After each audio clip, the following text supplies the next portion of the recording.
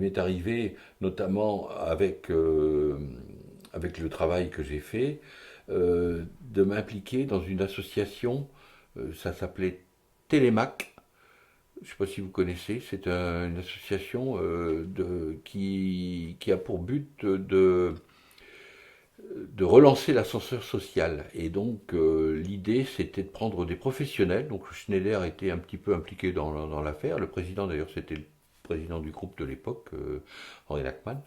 Et cette association avait pour but comment, d'identifier des gamins qui avaient au collège des capacités, mais qui venaient de milieux et de tissus sociaux très défavorisés. Et donc je me suis engagé comme d'autres dans cette association.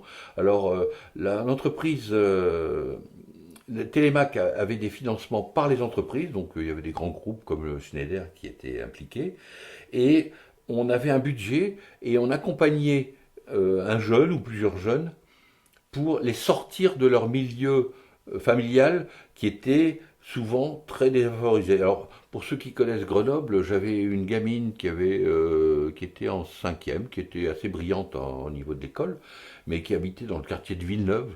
C'est le quartier de Villeneuve, si vous connaissez, c'est celui où il faut toujours regarder de où ça vient, parce qu'on peut ramasser une gazinière sur la tête quand on passe près des murs.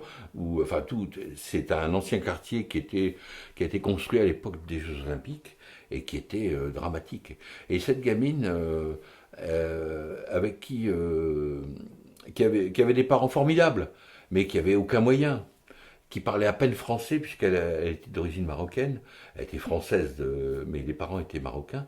Bon ben, elle avait des qualités plein, mais elle était pleine de qualités, mais elle n'avait pas accès à plein de choses et du coup, on lui a fait découvrir de façon assez banale.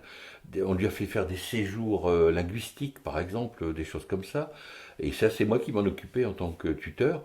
Alors, c'est un des meilleurs moments qui m'a plu, et grâce à le côté international de mon métier, cette gamine, elle s'imaginait pas pouvoir, elle aussi, être formatrice. Et un jour, on s'est retrouvé à avoir des collègues qu'on avait réunis, des collègues de Turquie, des collègues d'Inde, des collègues d'Arabie Saoudite, etc.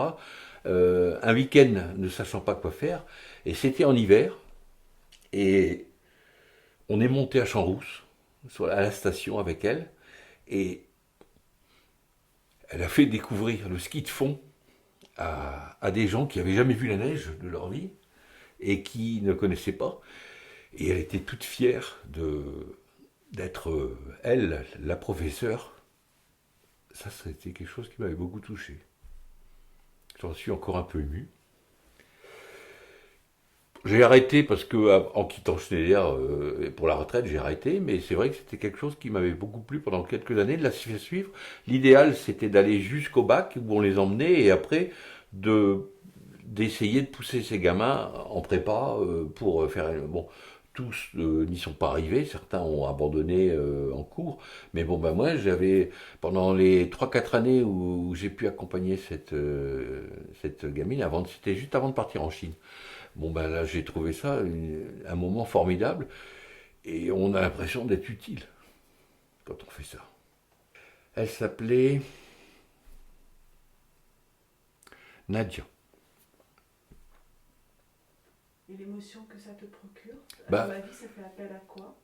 parce que c'était des moments. En plus, c'était la période où c'était au moment où j'étais seul. J'avais du temps donc, mais elle m'a autant apporté que j'ai pu lui apporter. Moi, j'avais la finance parce que j'avais le budget qui était donné à tous les tuteurs.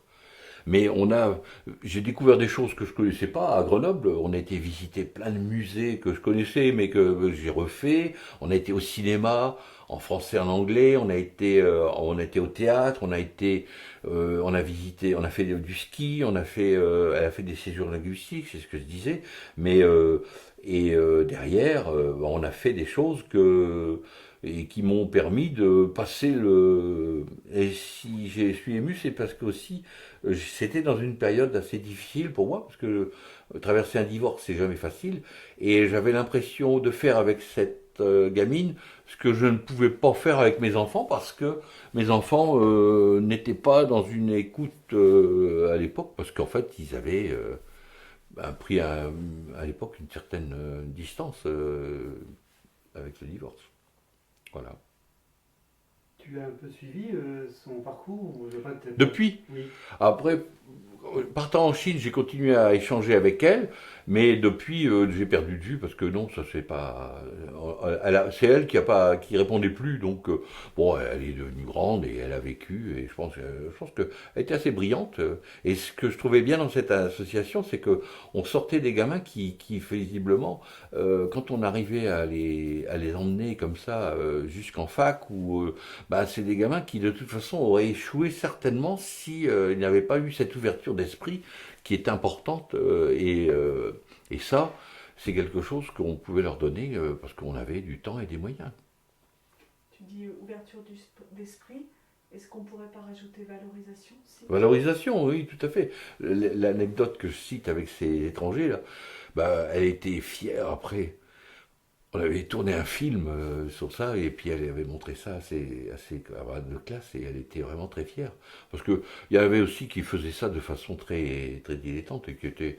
Et là, moi, comme j'étais disponible parce que en cours de divorce, bah, ça m'avait vraiment beaucoup. Je pense que ça m'a autant aidé à sortir de cette mauvaise passe qu'elle à sortir sa précarité et de sa zone dans laquelle elle vivait, malgré des parents formidables qui à chaque fois qu'ils me recevaient, mais j'avais pas besoin de ça parce que c'était des cornes de gazelle.